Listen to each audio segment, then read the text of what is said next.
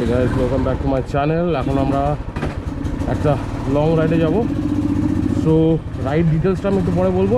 First এখন বাজে হচ্ছে 2:40 অ্যান্ড একটু গাড়িটা গরম করতে হবে। এই গাড়িটার একটা মেজর প্রবলেম হয়, গাড়িটা যখন তেল ভরা হয় মোর দ্যান 18 লিটার্স তো ব্লক করে দেয় এয়ার পাইপটাকে। তো এখন উই আর অল সেট, আমাদের বাকি রাইডার্সের সঙ্গে মিট করে নেবো এয়ারপোর্টে। নেক্সট হবে কোলাঘাট।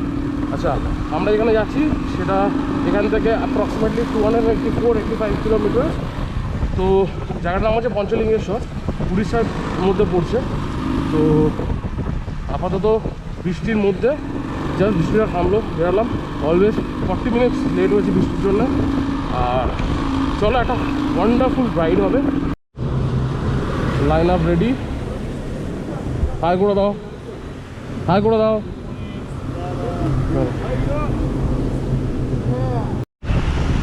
বেরিয়ে পড়েছি আর আমরা চলে এসেছি ওল্ড দিল্লি রোডের রাস্তাটা নিয়ে নিয়েছি। নিবিড়া ব্রিজ যাওয়ার যে রাস্তাটা আছে, তো বেলগড়ি এক্সপ্রেস হাইওয়ে, তো ওটা নিয়ে নিয়েছি এখন। তো বৃষ্টি এখন নেই, বাট রাস্তা ভেজা, একটু রিস্কি। তো we are keeping a low speed. পরে দেখা যাচ্ছে কী হয়, কোলাঘাট পৌঁছাই। তো expected time of arrival will be ভোর 4টে Kolaghat. Reached Kolaghat now and এখন আমরা একটু চা খাবো। চা খেয়ে 10-15 মিনিটের মধ্যে এখান থেকে বেরিয়ে যাবো। এরপরে দেখবো আমরা কোথায় ব্রেকফাস্ট করবো। এখন বাজে অ্যাপ্রক্সিমেটলি সকালবেলা 4:20। আমরা এই ট্রিপটা করার পিছনে একটা রিজন ছিল যে এখানে আমরা জঙ্গলও পাচ্ছি, মাউন্টেন্স পাচ্ছি, অফরোডও পাচ্ছি। তো তিনখানা ট্রেন্সের মধ্যেই আমরা চালাতে পারবো। তো এটাই আমাদের মেন প্ল্যান ছিল। একটা মেজর ইস্যু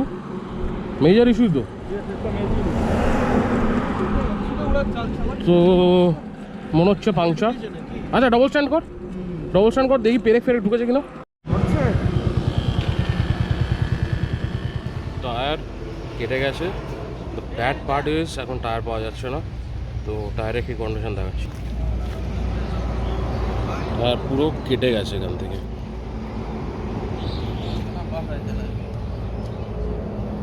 মিয়া ভাই আরএসেও পাওয়া যাচ্ছে না। তো তোর উড়িষ্যা আসলে পরেই কেন রে ভাই তোর বাইকের কি ছেড়ে, তো ছেড়েই কেন? এটা খুব ভালোভাবে বলবো না, খুব রেসিস ভাবে বলবো। তুই যেভাবে ইচ্ছা বল, তো ছেড়ে কেন? প্রবাবলি উড়িয়ারা আমায় চায় না, ঢুকি আমি ওদের স্টেটে। তুই ঢোকার আগেই তো ছেড়ে দিচ্ছে। তোর আগের বার ক্লাচ ছিল, এবার তো টায়ারটাই ছেড়ে গেল। টায়ারটাই কিছু একটা হচ্ছে, এই তারা পুজো করাতে হবে, এইখানে এসেই পুজো করা হবে। আচ্ছা, একটা মিস আপ হয়ে গেছে, যেটা তোমরা সবাই দেখলে। তো এটাও একটা এক্সপিরিয়েন্স, কি করা যায় না। তো ওরা দুজন অলরেডি চলে গেছিলো টায়ারের দোকানে। অত আর্লি মর্নিং কোনো টায়ারের দোকান খোলে না। তো আনফর্চুনেটলি আরএসএকেই ডাকতে হলো। আরএসএ আসবে, গাড়ি নিয়ে যাবে, নিয়ে গিয়ে সার্ভিস সেন্টার ড্রপ করবে।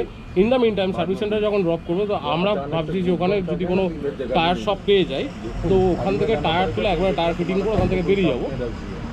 2 ঘন্টা লেটে চলছে ট্রেন, ইন্ডিয়ান গভর্নমেন্টের ট্রেন যদি 2 ঘন্টা লেটে চলতে পারে, আমরাও চলতে পারি। ঠিক আছে, তো কোনো ব্যাপার না। Thank you. তো আমাদের গ্রুপের মধ্যে মিস্টার ব্ল্যাকি, নিগা হিমালয়ান চালায়,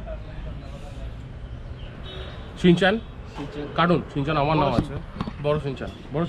আচ্ছা, বড় Shinchan, Classic 350 BS6 Royal KTM, মানে হান্টার 350। ঠিক আছে, ও সব ছিঁড়ে যাচ্ছে। তো জীবনটাই 2 দিন পরে ছিঁড়ে যাবে। বাল তো ছিঁড়েই গেছে ওর অনেকদিন আগে। এটা দিয়েও ভিডিওতে লোকের তো ধাবার পুরি বেশ ফোলা নরম। ওই পিছনে বাইক আমাদের দাঁড়িয়ে আছে, আমরা এখানে বসে খাচ্ছি এখন। গাড়ি খাচ্ছি মুভি। 2000 years later. তো অনেক কলস করার পরে ফাইনালি আরএসএ সার্ভিস অ্যাভেলেবেল পেলাম। সকালবেলা 8:10 এখান থেকে গাড়িটা পিক আপ করে নিয়ে আবার সার্ভিস সেন্টারে নিয়ে গিয়ে ওরা টায়ারটা রিপ্লেস করে আমাদের জার্নিটা কন্টিনিউ করলাম।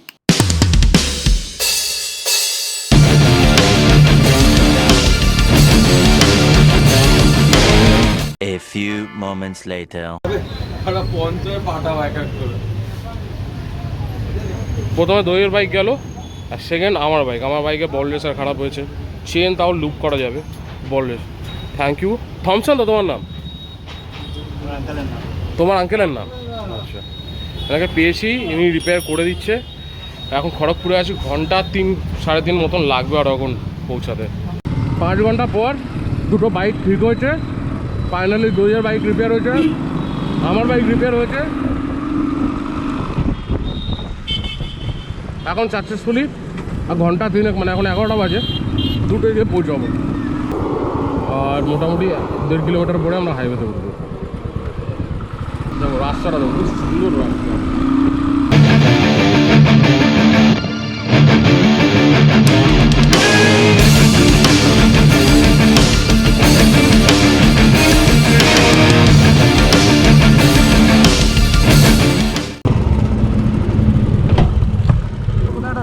পায়ে লেগেছে,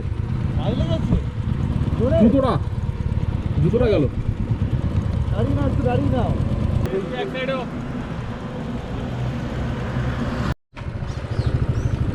এসে গেছি পঞ্চলিঙ্গেশ্বর।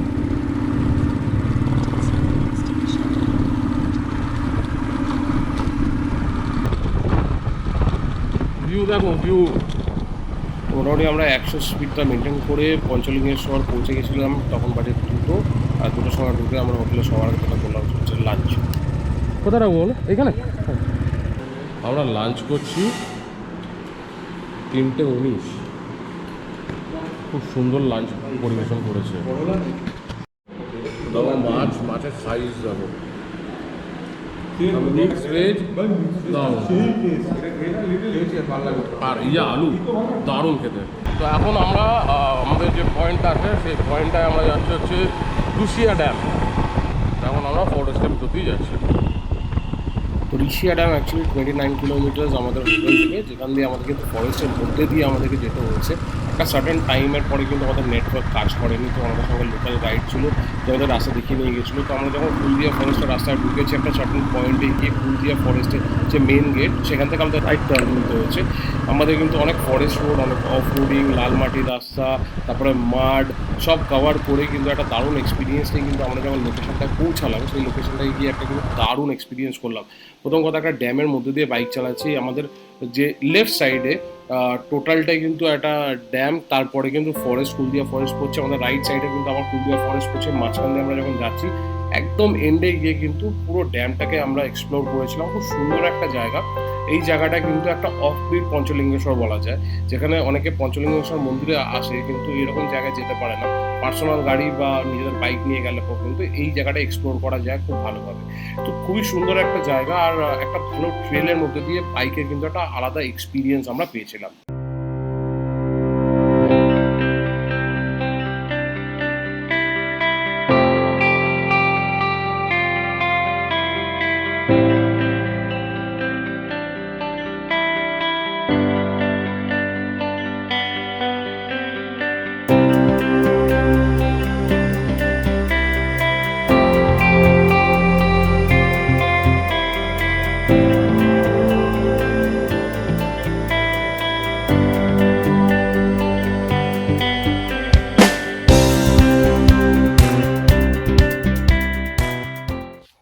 তোর ঘুম পাচ্ছে না? এখন ঠিক আছিস? ঘুম পাচ্ছে না? এখানে এত সুন্দর একটা এনভায়রনমেন্টের থেকে আবার বেরিয়ে গিয়ে নীলগিরির দিকে আমরা রওনা দিলাম, যেখানে আমাদের দুটো আরও স্পট কভার করা ছিল। সেটা হচ্ছে জগন্নাথ টেম্পল, নীলগিরি জগন্নাথ টেম্পল, আর রাজার প্যালেস, বা এটা বলতে পারেন নীলগিরি প্যালেস। তো এই দুটো কভার করার ছিল। আর আমরা এতটাই টায়ার্ড হয়ে গেছিলাম জার্নি করার পরে, বিকজ আমাদের বাইক পাংচার হয়েছে, আমার গাড়ির বলসা খারাপ হয়ে গেছিলো, মানে 5 ঘন্টা নষ্ট হয়ে গেছিলো। তো আমরা মোটামুটি সারা রাত ঘুমাইনি, এসে শুধু খেয়েই আমরা আবার টুরে বেরিয়ে পৌঁছাতে আমাদের একটা ভালো লোকেশন মিস হয়ে গেলো। সেটা হচ্ছে ইমাম জগন্নাথ টেম্পল, সেটা নেক্সট রাইডে আমরা কভার করবো। তো এখন আপাতত আমরা যাচ্ছি হচ্ছে ছোটো একটা জগন্নাথ টেম্পল, এখানকার যে নীলগিরি জগন্নাথ টেম্পল সেটা দেখার জন্য। তো জগন্নাথ টেম্পলে আমরা গিয়ে পৌঁছালাম। এখানে কিন্তু একটা টাকাও লাগে না এন্ট্রির জন্য, আপনি আরামসে এখানে এসে কিন্তু পুজো দিতে পারেন। তো বাইরে জুতো রেখে ভিতরে গিয়ে মন্দিরটাকে আমরা এক্সপ্লোর করলাম। ভিতরে ফটোগ্রাফি অ্যালাউ ছিল না বলে ভিতরটা আমরা তুলতে পারিনি। এরপরে যেটা আমরা এক্সপ্লোর করলাম, বেরিয়ে গিয়ে এটা তার পাশে রয়েছে জাস্ট 100 মিটারের রেডিয়াসের মধ্যেই রাজার প্যালেস, বা যেটা বলতে হয় নীলগিরি প্যালেস, একটা বড় রাজার বাড়ি, যেখানে এখনো মন্দিরে পুজো হয়।